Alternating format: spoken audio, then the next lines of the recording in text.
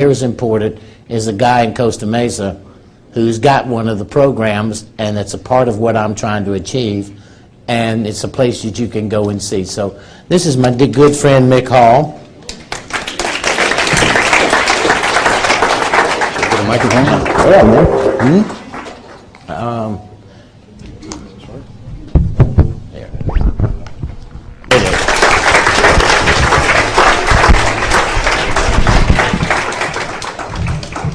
What makes me really proud of Mick is he is truly a server. He is truly caring. He is truly on the vanguard of understanding us electrically. Once you've been dead, you forget that physical stuff. It doesn't matter anymore. You maintain the physical stuff, but you don't get so involved in it all the time. You take care of it and get on about your spiritual life. Which would you rather focus in, the 5% or the 95%? The 95%, because it's filled with joy and happiness. I ask you guys to get this stuff from him, go on the website, and go down to his program and start to look at yourself from the conversations that we've had today in dialogue. Because all of a sudden, you will see a whole different you, a loving, energetic, beautiful creature with talent, capability, power, poise, and presence.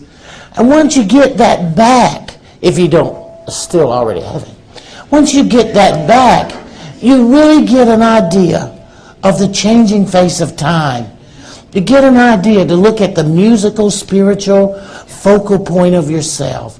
You get a real chance to make the difference that this time between now and 2012, 13, and 14, this time that's on us, it will be here in less than 5 years. It started in 2004. It'll go to 2012 or 13. And it will be the opportunity to open up your consciousness, to see worlds equal to what you were just amazed by, how a cell phone works, how a DVD works, how a CD works, how a PC works, and how you work. So by reducing stress and doing it with programs, it's not drugs, but what Mick's doing with nutrition and what'd she say? If we reduce the stress, where do you get the water? Oh, that girl's doing her playing. I got it. Well, watch. The moment that you're conscious of it, look, this is a victory for me. She said, okay, we can reduce the stress. Now where are we going to get the water? That's a spiritual being making a plan. That also tells me somebody here paid attention to me. And in the course of that lifts my heart. Because she's not afraid of death now. Look at what she just said, how it parameterizes what she's talking about. And thank you. I mean, you have to remember, I don't have to hear literally. I can feel movement.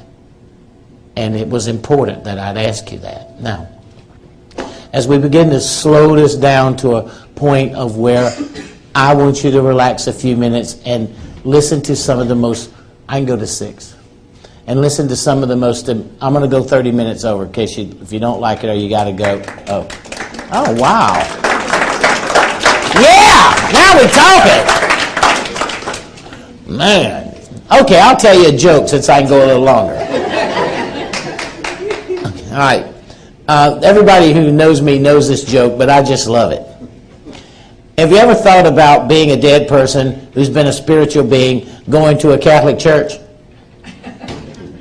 All right, now let me give you an example of a spiritual being that's been dead going to a Catholic church that's from the South. Got it? Okay, well, if you're from South Carolina, you know without any question that Satan lives at the Catholic Church. Okay? So I decided to go see what Satan was doing. So I sat down, I went in and I sat down, and I started looking around. Everything was going pretty good. And they started playing this Boris Karloff music. Boo-doo, doo-doo-doo-doo. Well, I thought that was pretty good. And then here comes these 4 guys with dresses on. They all got them a cup and a dish rag. And they're walking around this table talking to themselves. Now, you got guys with dresses on. They all got them a cup and a dish rag, and they're talking to themselves.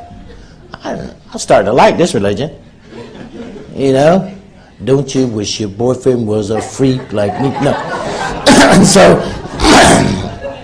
I'm sitting there. I knew it was a laid-back church because I had these things I could prop my feet up on. So I'm hanging.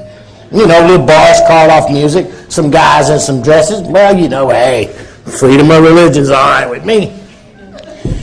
Here comes this guy out with 2 dresses on and this sash. And he starts talking. Okay? And the next thing I know, we get up. We sit down. We get down. We get up. We sit down. We get down. We get up. We get up. We get down. We stand up. We sit down. We get up. We get down. We stand up. We get down. Been there about 4 minutes.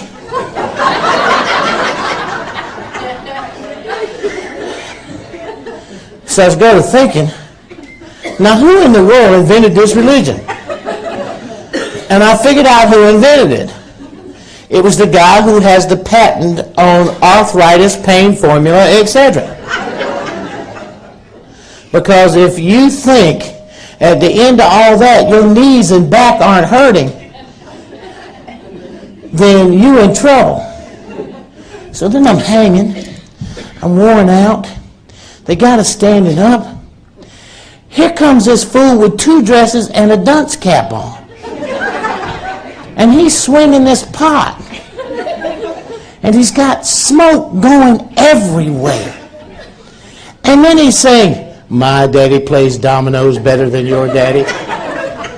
I said, who gives a damn? Or something like that, you know. And I'm trying to say, well, who even cares?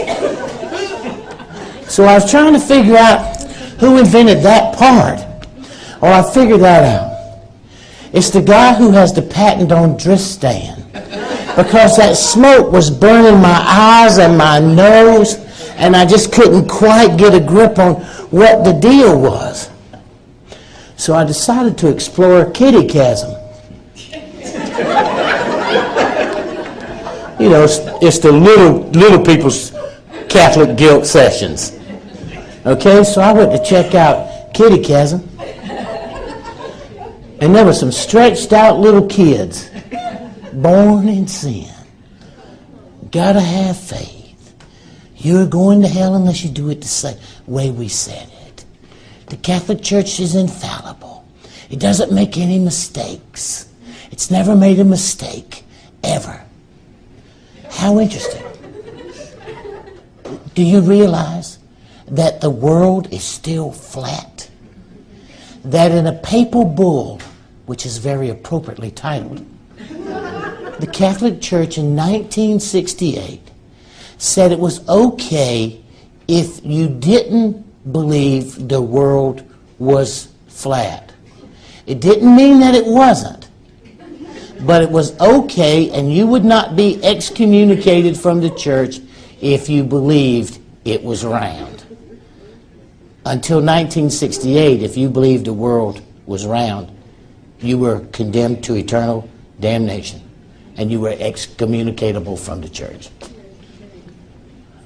Now, as a spiritual being, when you think about that,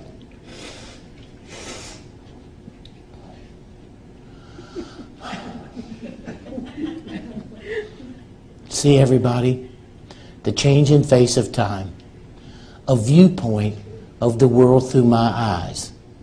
What I see from going through the tunnel, lifting out of my body, traveling to the end of that light. Well, most people say that when you get to the end of that tunnel,